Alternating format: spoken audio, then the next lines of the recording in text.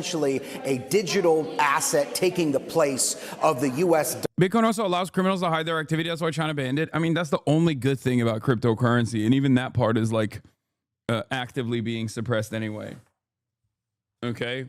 The only good thing about cryptocurrencies is that it's supposed to be like a way for people to continue, like, you know, funding initiatives that you normally wouldn't be able to fund.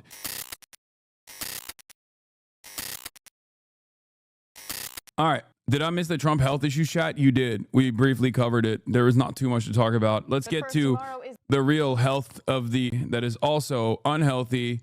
The Trump administration, the Senate is passing $9 billion in spending cuts, including cuts to public broadcasting and U.S. aid. The deadline for Congress to pass President Trump's requested cuts to foreign aid and public broadcasting. The Senate narrowly approved the $9 billion budget cutback. Now the House has until midnight tomorrow to send it to the president's desk. Let's bring in ABC's Jay O'Brien on Capitol Hill for more. Jay, Republican Senators Susan Collins and Lisa Murkowski joined Democrats in opposing this final bill. What's the latest on how this vote went down, and what opposition does it face in the House? Listen, it's pretty simple. It's pretty simple. If you want to be on the HasanAbi broadcast, okay, as a fan, you have to become Zohran Mamdani. You have to run for office as a socialist, and you have to create a groundswell of support for yourself, and then you can come on the fucking broadcast. That's how it works. Okay, so go out there, run for office, and win. And then I'll have you on the stream. Yeah, so just those two moderate Republican senators, Diane, to your point, Collins and Murkowski. New angle on the shooting. Package. Ultimately, Mitch McConnell, who was another Republican senator that we were watching, doesn't cast that no vote, which means J.D. Vance, the vice president, didn't have to come in and break the tie the way he did for the procedural vote on this same package of legislation that, again, as you say, codifies those so-called DOGE cuts to federal spending, and in particular looks at foreign aid that was slashed after the gutting of... I'm not implying Zoran's a HasanAbi head. I'm saying it. USAID and folding it into the State Department, and also about a $1 billion cut to public broadcasting that's going to impact both NPR and PBS. So as this legislation comes back out of the Senate, it was changed. A program called PEPFAR, which is a program to prevent the spread of HIV and AIDS across the globe. Typically, it's had broad bipartisan support in the past, was spared with a last-minute change to the language in the Senate that wasn't included in the House version of this bill. Now this bill, because of that change, has got to go back to the House. And as you say, it's unclear the level of support that it has. I've talked to some hardline House Republicans who typically are spending hawks, who typically would be sticks in the mud with any kind of bill that was rewritten by the Senate, who say, in general, they seem okay with this language because in broad, it's $9 billion plus worth of cuts. And they're not necessarily that upset that this $400 million PEPFAR program was largely spared by this, because this does take a serious axe to other foreign aid programs, including other foreign aid health-related programs across the globe. So this looks like it might have an easier path out of the House of Representatives, but that's if the House gets over its own drama right now and a paralyzed House floor, or what was previously a paralyzed House floor, because of this ongoing crypto bill fight. And Jay, the House advanced 3 crypto bills after breaking a record for the longest House vote in modern history. So what's in those bills, and when is the Senate expected to take them up? So these are bills that regulate crypto writ large. One of them has already passed the Senate. It regulates so-called stable coins, a specific kind of digital asset. And there's another bill that has broader ambitions than that hasn't cleared out of the Senate yet. These bills were held up. Again, as I said, the House floor was paralyzed because they were hard. Thank God they advanced the 3 crypto bills, dude. I was really worried, okay? I like that there is...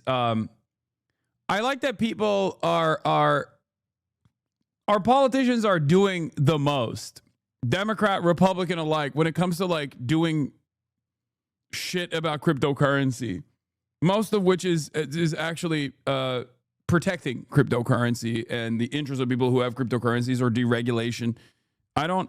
Sometimes there's a little bit of regulation, but even that regulation is like beneficial for... Like it's the same principle behind Sam Bankman fraud that was actively trying to write legislation that benefited him personally. There is a lot of lobbying around cryptocurrency. I do not trust any of the bills that this Congress passes that tries to even actively regulate cryptocurrency. I think it's all garbanzo. It's all a scam. Even though Bitcoin is up, it's 120, whatever. I don't care. I'm not touching it. I don't know. I don't think it's ever going to go tits up, but I will say that it is just an unregulated, insecure security that is not associated with anything that you can even point to. And I guess it's like a secondary. I mean, you could make the same argument about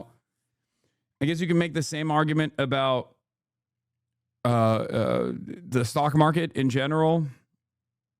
And it's true, but at least the stock market, or at least like the global economy, is run by the confidence that people have in the American empire. Whereas with Bitcoin and whatnot, there's like not really anything going on. It's just even more fake than the stock market.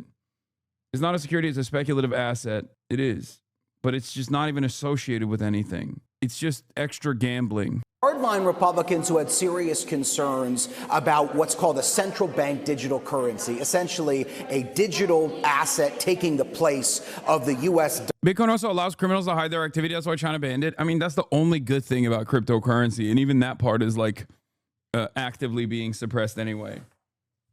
Okay. The only good thing about cryptocurrencies is that it's supposed to be like a way for people to continue, like, you know, funding initiatives that you normally wouldn't be able to fund. It's not always what the government considers to be bad is not always bad necessarily. You know what I mean? Sometimes it is really bad, though, of course. Like, you know, a central bank cryptocurrency would be bad. It'd be easy to track and freeze our assets. Yeah. So much of the cryptocurrency world does unstable, get rich quick, make everybody else hold the bag ass fucking schemes, though. So anyway, whatever. Let's continue. I don't want to even talk about privacy concerns with that. There's no plan. Bill doesn't talk about that, but they say this bill doesn't do enough to prevent the emergence of that possible fear that they have. So they held this vote up on that key procedural vote, dragging it out, as you say, to be the longest vote in the history of the House of Representatives.